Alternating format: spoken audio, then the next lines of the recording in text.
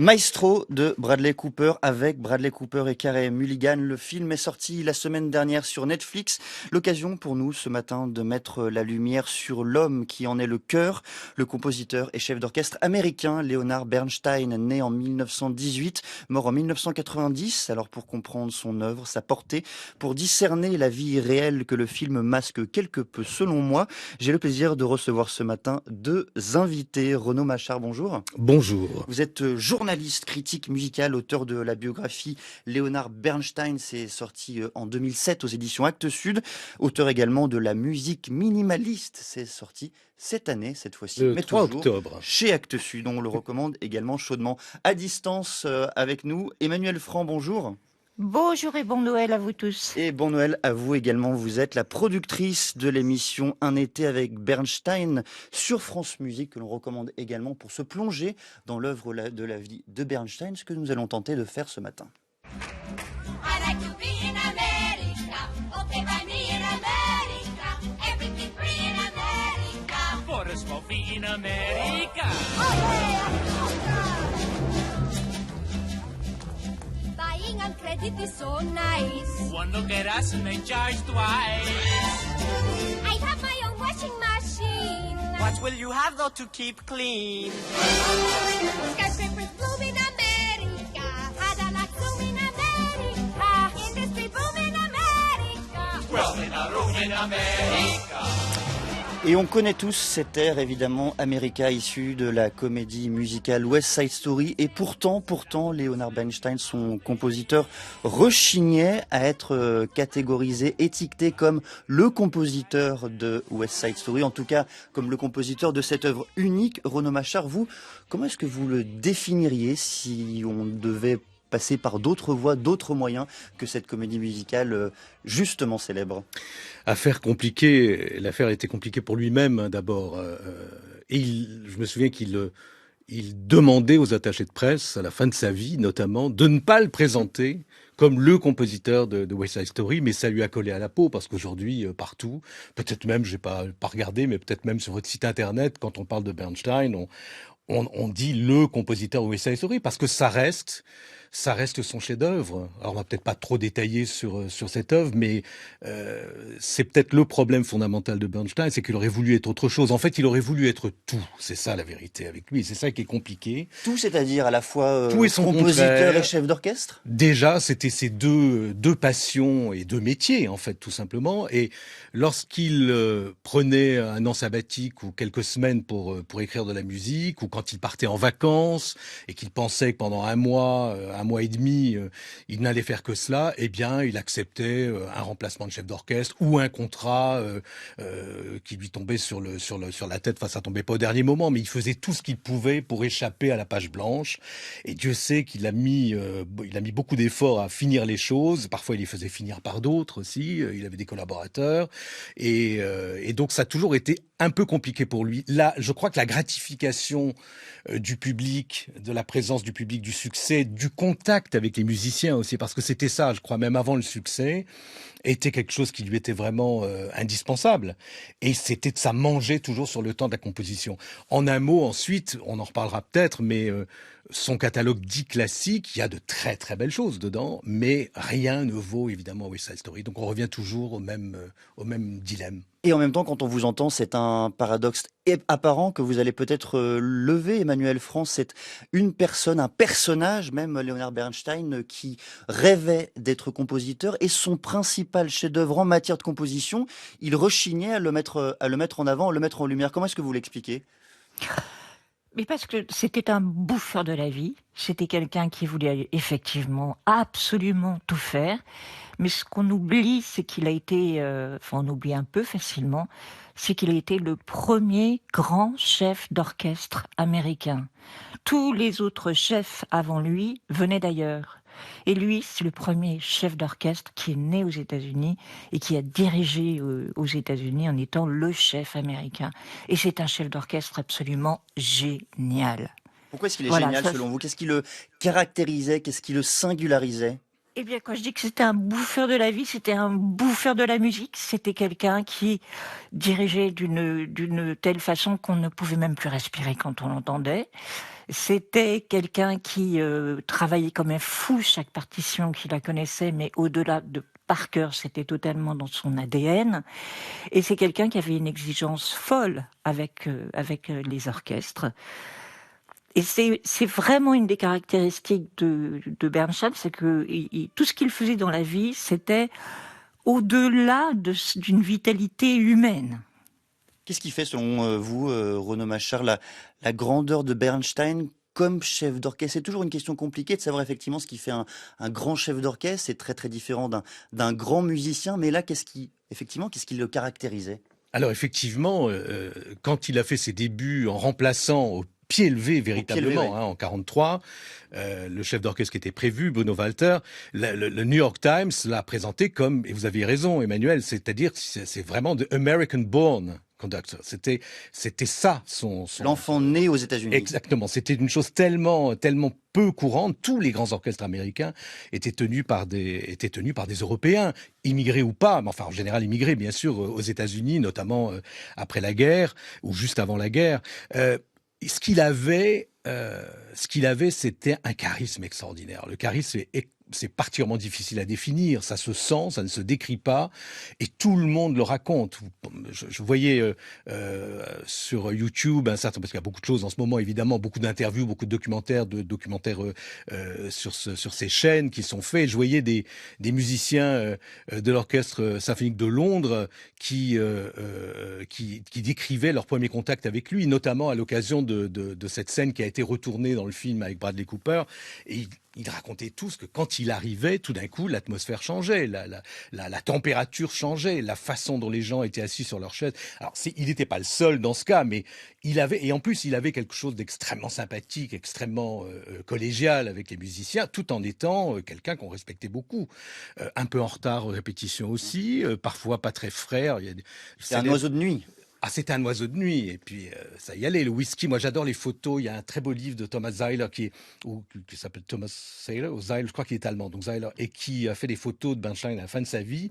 Et on le voit dans les hôtels où il logeait, notamment le Zarer à Vienne, avec genre 10 bouteilles de Ballantine, vous savez, le whisky, plus le gin, plus etc. pour les invités, mais aussi beaucoup pour lui. Il a fumé, il a pris des cachets pour se réveiller le matin, il en a pris d'autres pour dormir. Entre les deux, Dieu sait quoi, on le voit dans le film d'ailleurs, assez clairement à un moment. Et bon, il l'a payé. C'est vrai il est mort à 72 ans, ce qui est en ayant l'air d'avoir 88. Enfin, j'exagère un peu, mais il aurait pu vivre évidemment en s'économisant 10 ans de plus. Je voudrais qu'on évoque ensemble deux figures tutélaires du compositeur Bernstein cette fois-ci. D'abord le père Sam Bernstein. Est-ce que vous pouvez nous en dire un mot, et à quel point cette figure née en Ukraine, qui a émigré aux États-Unis, est important pour comprendre, j'allais dire, le travail de composition de Bernstein? Emmanuel Franc. Oui. Oh, c'est un personnage assez fabuleux. Il était coiffeur à l'origine. En fait, quand il est arrivé aux États-Unis, il travaillait dans la poissonnerie. Or, c'était un homme très coquet, qui voulait se sentir bon.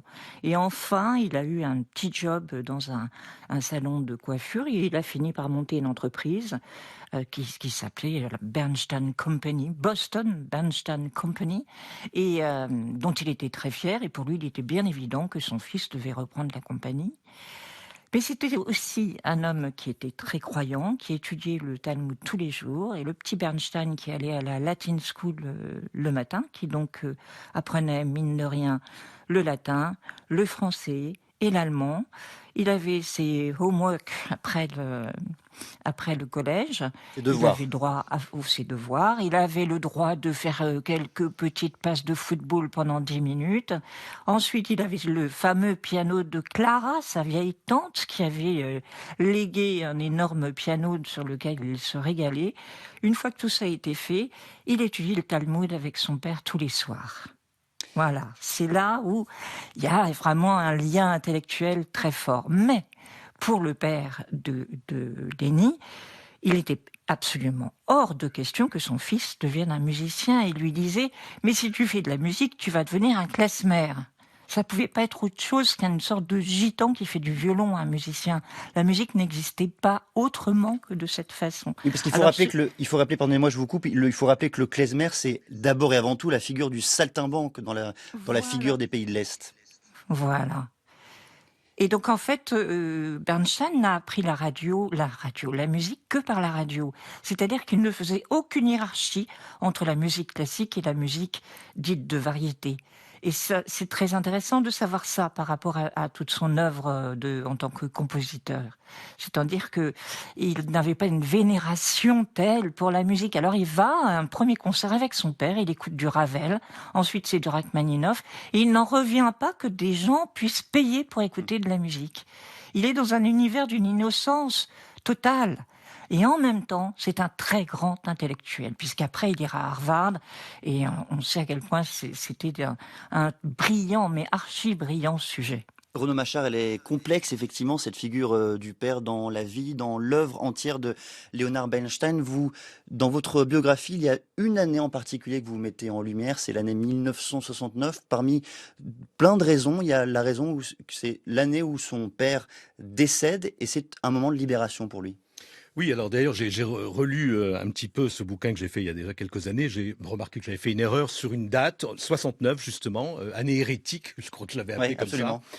Et à propos de cette fameuse soirée avec les Black Panthers qui était en 70 et pas en 69, et je l'ai mise en 69, je sais pas pourquoi j'ai fait ça. On Pourquoi reviendra c'est sur comme cette ça. soirée. Voilà, oui, oui, oui, oui. Le père, c'était une figure aussi très crainte et une figure conflictuelle. Les parents avaient une vie de famille qui était souvent elle-même conflictuelle et Bernstein a été quand même très affecté par ça. Et puis son père ne voulait pas effectivement qu'il fasse de la musique, pensait que c'était pas un métier comme il a été dit à l'instant et il y a cette chose très drôle quand il a fait ce fameux début donc en 43 que j'évoquais tout à l'heure. Le lendemain, on disait au père Bernstein, mais enfin quand même vous avez vu votre fils, vous qui vouliez qu'il reprenne la fabrique de postiches, et il aurait répondu, mais je ne savais pas qu'il allait devenir Leonard Bernstein. Je trouvais ça assez extraordinaire. Et donc il a un peu réglé ses comptes. Il y a une œuvre avant 69, une œuvre qu'il a fini en 52, qui est un petit opéra qui s'appelle Trouble in Tahiti, dans lequel les deux personnages sont son père et sa mère, de façon très claire, et un portrait de couple qui n'est pas extraordinaire, plus un portrait de la femme qui rappelle vaguement son propre mariage. Enfin, tout ça était un peu compliqué. Et ensuite, alors vous vouliez me faire parler de 69, c'est ça? Parce que moi, je Non, non, repense. je voulais vous faire parler d'abord et avant tout du père. On abordera Voilà. ensuite la figure de Gustave Mahler. Mais sur le père, toujours quelques mots pour terminer. À quel point il parvient à s'en libérer, à quel point surtout ça l'a peut-être gêné dans son travail de composition également. Je ne sais pas si ça l'a gêné. Non, je pense pas dans son travail de composition, plutôt dans sa vie personnelle, notamment sur sa bisexualité. Et ça, il a commencé à en parler ouvertement après la mort du père. Hein. Ça a été, il y a le fameux discours, on le voit d'ailleurs dans le film où il parle à mots voilés d'un certain nombre de choses. Et évidemment, après la mort de sa femme aussi, les choses se libéreront un peu, même si c'est au prix d'une très grande culpabilité. Et l'on parlera dans la deuxième partie de cette émission de la deuxième grande figure tutélaire de Leonard Bernstein, à savoir Gustave Mahler, le compositeur qui là aussi l'a accompagné tout au long de sa vie. Merci beaucoup Renaud Machard, Emmanuel Franc. On vous retrouvera à partir de 8h20. 6h30, 9h, les matins de France Culture, Quentin l'a fait. Maestro de Bradley Cooper avec Bradley Cooper et Carey Mulligan. Le film est sorti la semaine dernière sur Netflix. L'occasion pour nous ce matin de mettre la lumière sur l'homme qui en est le cœur, le compositeur et chef d'orchestre américain, Leonard Bernstein, né en 1918, mort en 1990. Et pour comprendre son œuvre, la portée de celle-ci, 3 invités ce matin. Renaud Machard, journaliste, critique musical, auteur de la biographie Leonard Bernstein, c'est paru aux éditions Actes Sud. En 2007, à ses côtés, Emmanuel Franc, productrice de l'émission Un été avec Bernstein sur France Musique. Et nous sommes rejoints par Isabelle Georges. Bonjour. Bonjour. Vous êtes interprète de comédie musicale, de chansons françaises et de musique yiddish. Et vous jouez actuellement votre spectacle intitulé De Paris à Broadway, oh là là, au Publicis des Champs-Élysées.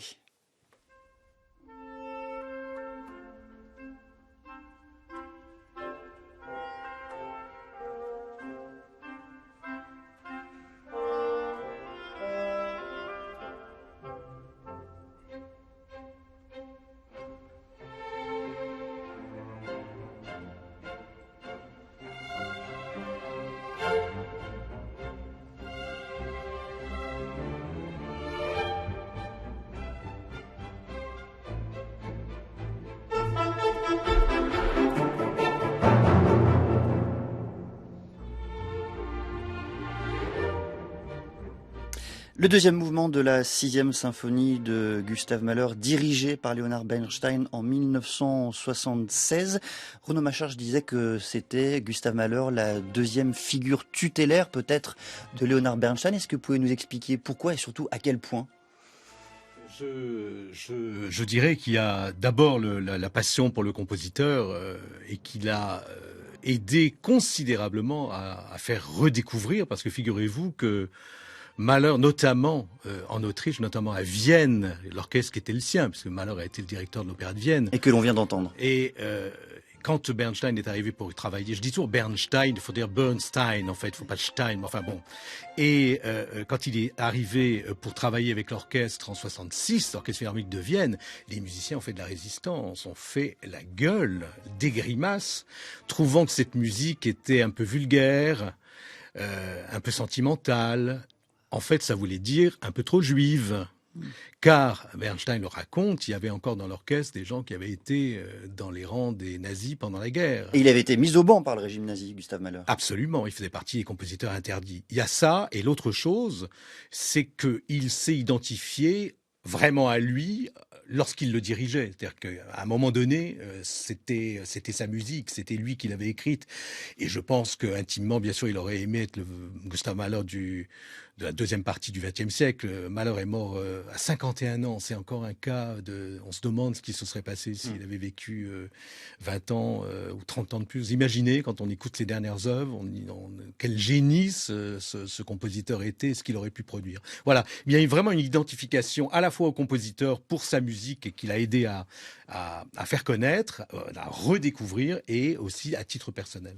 Emmanuel Franc, cette identification, comment est-ce qu'on l'explique? Est-ce qu'on l'explique d'abord, avant tout, par une identification biographique? C'est vrai que les points communs entre l'un et l'autre sont nombreux.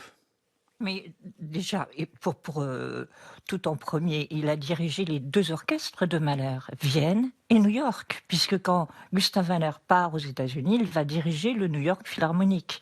Donc en fait, il est véritablement l'héritier des deux. Et quand Bernstein arrive à Vienne, il arrive avec un sweatshirt sur lequel il a écrit Mahler Grooves. Gustav Mahler, c'est le pied. Donc, c'est vous dire avec quel humour et avec quelle rage aussi il est arrivé pour leur faire connaître ce musicien qui était le leur, qui était celui qui avait créé ses œuvres, en particulier à Vienne, pas seulement à Vienne, mais à Vienne. Or, il n'y avait même plus de partition. Non seulement tous les musiciens juifs de l'orchestre de Vienne avaient été expulsés après l'Anschluss, mais ils n'avaient même plus de partition. Donc, ils sont repartis de zéro. Et moi, j'avais assez envie de parler de ce moment parce que ça raconte absolument Bernstein, c'est-à-dire cette espèce de rage et cet humour fou, cette envie d'un pied de nez. Au-delà de l'humour, il arrive avec des partitions, il va leur demander de jouer Mahler comme Mahler peut être dans leur ADN. Et les musiciens ont du mal. Et j'ai retrouvé une archive qu'on avait déjà vue, qui est le début d'une répétition de la cinquième de Mahler. Et ils n'y arrivent pas. Les musiciens ne comprennent pas l'essence même de Mahler. Et alors, vraiment, Bernstein ne peut pas admettre, c'est au-delà de toute possibilité pour lui que ces musiciens ne sachent pas jouer Mahler. Il les engueule comme c'est pas permis. C'est votre compositeur, il leur dit d'ailleurs. Hein, c'est le vôtre, oui. C'est votre Il faut compositeur. se le réapproprier. Absolument, absolument. Il les engueule et à la fin, il va obtenir gain de cause. Mais ce que j'avais adoré dans cette archive, c'est qu'il est tellement fou de rage qu'il prend sa baguette et il la claque sur son pupitre avec un bruit fou et il s'en va fou de rage. Il revient le lendemain avec le sourire, en rigolant, et ils reprennent. Et petit à petit, l'orchestre s'est réapproprié Gustav Mahler. Et ça, c'est quelque chose qui me touche parce que je trouve que c'est un pied de nez à la vie. C'est d'un humour fou, c'est d'une humanité totale. c'est quand même aussi cette idée du partage de toutes les musiques avec même ses pires ennemis. C'est vraiment, et ça, c'est vraiment, vraiment Bernstein. Et c'est le Bernstein que j'adore. On parlait de son charisme, mais moi, je parle de son charme. Je ne vois pas comment on ne peut pas tomber amoureux de Bernstein. Et d'ailleurs, la série musicale que vous avez consacrée, même que vous avez tissée pour France Musique, le montre et le démontre, Emmanuel Franc. Ce qui est fascinant aussi avec Bernstein, c'est la multiplicité des registres, le syncrétisme des influences. On passe de Malheur à la comédie musicale. Isabelle Georges, vous êtes interprète de comédie musicale. Quelle place occupe-t-il, Leonard Bernstein, dans cet univers de la comédie musicale? On lui a parfois reproché à Bernstein d'être un compositeur, un musicien trop sérieux. Est-ce que c'est là aussi j'allais dire la teinte qu'il laisse? Écoutez, en tout cas personnellement, pour moi, cet homme est un symbole de fusion, c'est-à-dire que il puise son inspiration dans ses origines, dans les rencontres qu'il fait, Mahler évidemment, mais il ne rentre dans aucune case et c'est ce qui me passionne moi chez lui. Ma grand-mère c'était son chouchou, elle était compositeur et c'était son chouchou.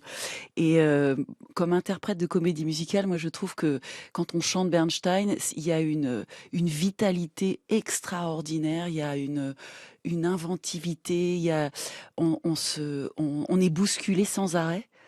Et ça, je trouve ça fascinant. Ouais, pour moi, c'est la vitalité, l'enthousiasme permanent qu'il y a derrière cette musique qui me porte infiniment quand je peux l'interpréter. Écoutons justement cette vitalité. Spring will come again. Summer has to fall. Birds will come again. Nesting in the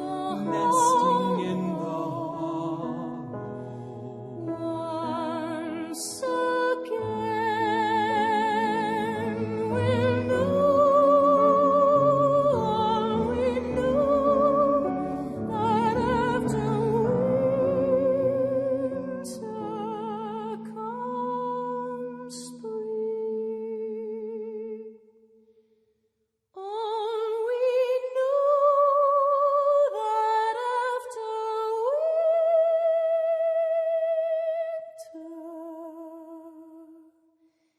comes spring.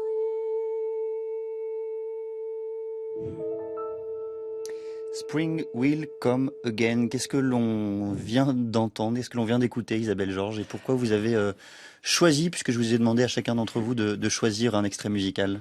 Alors, j'ai choisi cet extrait parce que je trouve qu'il est totalement d'actualité avec tout ce qui se passe. On a envie de ce micro, de cette ouverture, de cet espoir, de cette possibilité de résilience. Voilà pourquoi j'ai choisi cette chanson. Et le lien, peut-être, il faut l'expliciter pour les auditeurs, le lien avec Leonard Bernstein? C'est lui qui l'a écrit. C'est évidemment sa composition. Renaud Machard, peut-être effectivement ce qui frappe quand on regarde les compositions dans leur ensemble cette fois-ci de Leonard Bernstein, c'est effectivement la multiplicité des influences. Il va piocher dans le rock, dans l'opéra, dans la musique cubaine, sud-américaine. Il va piocher effectivement et au fond, quelle est l'identité propre de la musique, de la composition de Leonard Bernstein? Est-ce qu'elle existe? Ou au fond, son identité, c'est d'aller piocher un peu partout? La question qui tue. Quelle est l'identité musicale de Bernstein? Ça, peut-être c'était son problème. Il l'a en tout cas de sa jeunesse, on l'a dit tout à l'heure, hein, c'est sa découverte. C'est un peu comme John Adams, un compositeur auquel je me suis beaucoup intéressé. C'est assez américain, et c'était aussi le cas en France avant la Deuxième Guerre, où les cultures populaires et les cultures savantes étaient beaucoup plus liées chez les musiciens qu'elles ne le sont aujourd'hui. Tout le monde faisait de la chanson tout en écrivant de l'opéra. Enfin bon, bref. Et lui, c'est à la fois sa connaissance, bien sûr, de la musique populaire, de de la comédie musicale, du jazz, même si c'était pas un pianiste de jazz, contrairement à ce qu'on dit parfois. C'était une des rares choses dans lesquelles il n'était pas... Il n'excellait pas. N'excellait pas, loin de là. Mais il connaissait tous les tunes, tout le Great Les American gammes. Songbook, comme on l'appelle, hein, c'est-à-dire toutes les grandes chansons de Broadway, du cinéma. Et il y a dans ses œuvres, je parlais tout à l'heure de ce petit opéra Trouble in Tahiti, il y a tout un passage jazzé qui est assez incroyable, donc il y a ça dedans. Dans sa troisième symphonie, il y a des mélanges de musique aussi d'avant-garde, parce qu'il a essayé d'aller vers là à un moment donné dans sa carrière, c'est-à-dire d'être un peu dans l'esprit du temps, et ça donne une musique, et en plus, il vole chez les autres. Il a énormément volé chez Copland, il a énormément volé chez lui-même, en mélangeant les choses. Tous les grands compositeurs ont fait ça. Hein. Poulenc, par exemple, vole. Plus il est lui-même. Bernstein, c'est pareil. Il vole, mais il recrache. Enfin, il transmue, on va dire. Il transmue les choses et il en fait du Bernstein. Mais ça reste le grand problème de ce compositeur. C'est très difficile encore une fois, notamment pour sa musique de concert, de définir véritablement un style. De l'étiqueter, mais tant mieux, je dirais, de ne pas le réduire à juste un nom, un style. Moi, je trouve ça extraordinaire, cette fusion de styles. Et d'ailleurs, je trouve qu'on souffre encore de ça aujourd'hui, c'est-à-dire, il y a la grande musique, on regarde le jazz ou parfois la comédie musicale en boudant, c'est un petit peu un autre, un genre un peu sous-musical. Moi, je suis pas d'accord avec ça. Je trouve que ce qui est formidable chez Bernstein, c'est cette multiplicité, c'est cette absence de limite, cette absence on ne réduira pas Bernstein à un seul style. Bruno Machard. Au point qu'il a, et ça c'est sa limite aussi, au point qu'il ne se satisfaisait jamais de rien. Et il a essayé après, alors on a parlé au début de l'émission tout à l'heure de West Side Story, qui reste effectivement le chef-d'œuvre indépassé de la comédie musicale, hein, c'est le number one, enfin, il y a de très très grandes autres œuvres, bien sûr, pour Broadway, mais il voulait toujours essayer de renouveler le genre. Et il a essayé, il a réécrit des comédies musicales. Il y a la fameuse 1600 Pennsylvania Avenue, mais qui a été un four total, parce qu'il compliquait toujours tout. Il voulait un peu régénérer tout. Il voulait faire le grand opéra américain. Il n'y est pas parvenu. Il a voulu faire de nouveau la grande comédie musicale un peu inventive. Il n'y est pas parvenu non plus. C'était sa limite, ça, de vouloir toujours aller plus loin. Ce qui est très bien, au fond. Oui, et en même temps, d'être en perpétuelle recherche, de bousculer les limites, c'est pas mal. Et après la première représentation de l'une de ses œuvres principales intitulée Mass, le critique musical du New York Times avait cruellement écrit que Mass constituait le plus grand mélange de styles depuis la recette du steak frites dans du beurre de cacahuète et de la sauce au marshmallow. C'est le moment de donner la parole à sa première avocate. Emmanuel Franck, comment est-ce que vous réagissez à cette pluralité de styles? Est-ce que c'est synonyme de manque d'identité musicale selon vous? Mais non, c'est le principe même d'être un Américain. Quand il faisait ses Young People's Concerts, il expliquait très bien aux enfants qui l'écoutaient sur scène, c'est que il n'y a pas de musique américaine. Il fait écouter, dans la toute première émission, il fait écouter l'ouverture de Guillaume Tell et il leur dit « Et alors les enfants, vous avez pensé à quoi quand vous avez entendu ça? À une musique de western ?» Et tout le monde a dit oui, bien sûr, musique de western. Eh ben non, c'était Guillaume Tell. Et c'est ça, la musique américaine. C'est une musique de melting pot, en fait. Il va passer sa vie à essayer d'expliquer que la musique américaine fonctionne comme ça. Mais moi, je voulais ajouter aussi d'autres petites précisions. Par exemple, la deuxième symphonie de Lénis, c'est en fait un concerto pour piano. Mais ça n'est jamais dit, il dit que c'est une symphonie. Il envoie valdinguer absolument tous les codes de la musique. Et je suis assez d'accord avec Isabelle Georges, c'est d'une vitalité, d'une envie de vivre, et aussi d'un humour. Je passe au-dessus, mais pas parce qu'il veut prendre tout le monde de haut, c'est parce qu'il a envie d'être fou. Et il l'est. Et moi, j'adore ça.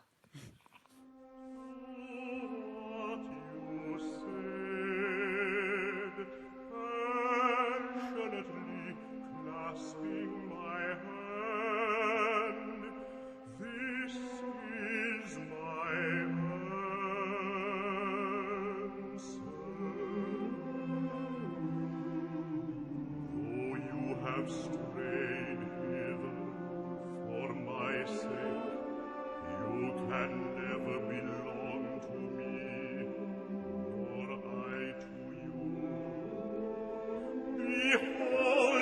customary laws and friendships.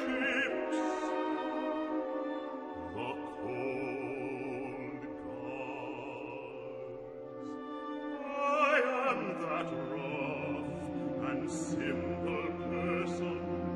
I am he who kisses his comrade lightly on the lips, and parting, and I am one who is kissed in return. I introduce that new American salute. Renaud Machard mime les percussions en studio, et c'est votre choix musical. Et par ce truchement, vous nous proposez, Renaud Machard, un autre Léonard Bernstein. Quel est-il? Qui est-il? Et qu'est-ce qu'on vient d'entendre? Eh bien, moi qui suis de nature élégiaque, ça ne se voit pas du tout comme ça, mais j'aime beaucoup. C'est très bien tout ce qu'on raconte ce matin, parce qu'on a tous un peu des coins de Bernstein qui nous intéressent plus les uns que les autres, ou que les autres. Et j'aime, moi, l'élégie chez lui. Et ça, c'est aussi une chose très américaine, parce que je pense que la musique américaine a vraiment une signature, et qu'il en fait partie, et qu'on la reconnaît assez bien. Ça, par exemple, c'est quand même si c'est assez malérien, finalement, hein, je trouve que les mouvements lents dans sa musique de concert, ou classique, si vous voulez, quel qualificatif employer, on va pas entrer dans ce débat ce matin, c'est trop compliqué, elle est très forte, et vraiment, ça c'est une des grandes réussites. Ça fait partie d'un cycle qui s'appelle Songfest, qui est un cycle de mélodie avec orchestre, où il y a aussi des mélanges. On va retrouver des influences de West Side Story, on va retrouver des choses beaucoup plus classiques, entre guillemets, qui pour un certain nombre de chanteurs, 6 chanteurs je crois et orchestre, ça a été donné à la radio l'année qui a suivi sa création aux États-Unis. Ça a été créé en 77, et je me demande si c'est pas la même année qu'il est venu le faire, parce que Bernstein a beaucoup travaillé avec l'Orchestre National de France. On a beaucoup d'archives de télé filmées et de concerts avec l'orchestre qu'il adorait, et je trouve que c'est une de ses réussites, et on le donne rarement. C'est une œuvre qu'on donne rarement. Est-ce que vous découvrez, par là vous découvrez non, mais est-ce que ça vous confirme, Emmanuel Franc, là, dans votre goût d'un autre Léonard Bernstein? Et au-delà, je voulais vous poser la question de l'influence de la culture juive dans son travail de composition. Quel est-il, Emmanuel Franc? Moi, je vois vraiment pas d'influence, à part peut-être la 3e symphonie qui s'appelle Kaddish quand même, hein. Mais je ne suis pas sûre que ce soit une influence si particulière. L'influence, elle est partout. Il y a effectivement du Gustav Mahler dans Masse. Il y a des extraits qui, à un moment, sont du pur Gustav Mahler. C'est plus un judaïsme, justement, à la suite de Mahler. C'est quelque chose qui ressemble plus à cette affiliation, à ce monde de la musique qui est une sorte de nuage au-dessus de leur vie, qui les relie. C'est plus quelque chose de cet ordre-là, pour moi. Je ne le crois pas si croyant que ça, même s'il a beaucoup, beaucoup soutenu Israël. Il a été donné beaucoup de concerts en Israël. Mais ça, c'était d'un ordre privé et politique. C'était dans sa musique même, je ne suis pas sûre, mais je ne connais pas toute son œuvre par cœur. Renaud Machard? Alors, il y a justement, moi je l'ignorais aussi jusqu'à un certain point, l'un de ses assistants, qui s'appelle Jack Gottlieb, qui n'est plus de ce monde, qui a d'ailleurs publié ses mémoires où il raconte ses voyages avec Lenny, et qui n'était pas piqué des hannetons, parce que être assistant de cet homme-là, c'était pas de tout repos. Il a écrit un livre extraordinaire qui s'appelle Funny It Doesn't Sound Jewish. C'est curieux, ça sonne pas juif. Et il a retrouvé des sources de mélodies de synagogue dans On a Town, dans d'autres comédies musicales. Je l'ignorais aussi, vraiment très longtemps je l'ignorais, et il en apporte la preuve. Ça, c'est extraordinaire. Donc il y a une influence vraiment de ces souvenirs de musique de synagogue. Isabelle Georges, sur oui, cet je ouvrage. suis tout à fait d'accord avec ça. Il y a eu, on va dire 90% du songbook américain est fait de deuxième génération immigrants juifs de l'Est qui voulaient tout couper avec ce qu'il y avait eu avant, qui voulaient être américains à tout prix, mais qui, de manière subliminale, se sont quand même inspirés de la musique de synagogue, de ce qu'il y avait à la maison avant. Donc, et pour moi, il n'échappe pas du tout à la règle, Lenny. Il est complètement inspiré. C'est vrai que c'est en filigrane, mais It's Funny, It Doesn't Sound Jewish. Ce bouquin est passionnant. Ah, tu le connais? Mais oui, je l'ai à la maison, génial, je l'adore. génial. C'est passionnant, je vous le recommande parce que ça permet de mettre un éclairage totalement nouveau sur pas mal de comédies musicales que l'on connaît, ou de Der, par exemple. J'ai découvert, on fait un petit écart, mais j'étais dans une synagogue à Prague. J'ai découvert que Supercalifragilisticexpialidocious, c'était un Bravo pour la traditionnel yiddish. prononciation. Non mais Ben oui. c'est passionnant parce que c'est aussi des gens qui voulaient être américains complètement et ne plus rien avoir à faire avec leurs origines pour certains, et ça ressort quand même dans la musique. Alors la motif, le motif, la mauvaise excuse pour laquelle nous consacrons ces matins à Leonard Bernstein, c'est la sortie sur Netflix du film de Bradley Cooper intitulé Maestro. Renaud Machard, est-ce que vous l'avez vu? Il me semble que oui. Et surtout, Oui, oui, oui, est-ce oui, que oui. vous y avez retrouvé le Bernstein que vous aimez, qui vous touche? Alors, bon, évidemment, j'ai visionné, parce que j'ai quand même pas mal travaillé sur ce bonhomme, comme Emmanuel. Hein, j'ai continué après aussi, et là, je m'y suis remise. Ça m'a donné envie de me replonger. En plus, j'ai énormément de choses que j'avais pas, que j'ai acheté depuis que j'ai fait le bouquin. Il y a eu beaucoup de livres qui sont parus. On apprend des choses passionnantes. Mais ce qui m'a frappé dans ce film, c'est avant même de parler du talent de Bradley Cooper comme chef, parce qu'il est complètement bluffant, vraiment, vraiment, c'est quand il entre, au début du film, quand ce fameux concert de 43, quand il entre sur scène, il est filmé de dos, et là, je suis tombé de mon canapé, je sais pas comment il fait, le mimétisme du mouvement d'épaule, de dos, et de la démarche, rien que ça, c'est extraordinaire. Isabelle Georges, en Je quelques mots. partage, je trouve ça époustouflant par moments. On se perd, on a l'impression que c'est Léonard, que c'est Lenny. Emmanuel France, est-ce que vous êtes d'accord? Il faut peut-être préciser pour les auditeurs qui ne l'ont pas vu que c'est tout de même une vie entière résumée à un tiraillement entre la vie de famille et la liberté peut-être des hommes. Oui, et moi j'ai adoré ce film. J'ai pleuré, franchement j'ai pleuré. Mais j'ai adoré surtout le parti pris de l'angle qui est choisi, c'est de raconter l'histoire par le personnage de Félicia Montalegre, sa femme. Et ça, c'est très nouveau parce qu'on parle toujours de Bernstein, mais on ne parle jamais de Félicia. Félicia, c'est un personnage magnifique. Parce que j'ai fait un film également sur Bernstein, j'ai passé beaucoup de temps avec Jamie, la fille de Félicia et Bernstein. Et j'ai retrouvé dans ce film cet amour familial qu'il y avait entre eux qui est réel. Que Lenny soit... Pardon. Que Lenny soit homosexuel, c'est une chose, mais c'était vraiment un couple Bien. moderne. C'était quelqu'un qui aimait tout le monde, et il le dit, j'aime trop tout le monde, et j'ai tellement d'amour que c'est invivable. Et du coup, je peux jamais être tout seul pour écrire. Et ce film raconte cet amour débordant et réussi, parce que pour avoir rencontré ses enfants, je peux vous dire que c'était une famille fondateur. merveilleuse, mais vraiment merveilleuse. Félicia et Félicia était très importante. Je suis obligé de vous couper, pardonnez-moi, on arrive déjà au terme de cette émission Félicia qui est interprétée par Carey Mulligan. Merci beaucoup à tous les trois d'être venus ce matin dans les matins évoquer la figure de Leonard Bernstein. Renaud Machard, Emmanuel Franc, Isabelle Georges. On mettra toutes les références de vos livres Traversées et spectacles sur le site de France Culture. Il est 8h45.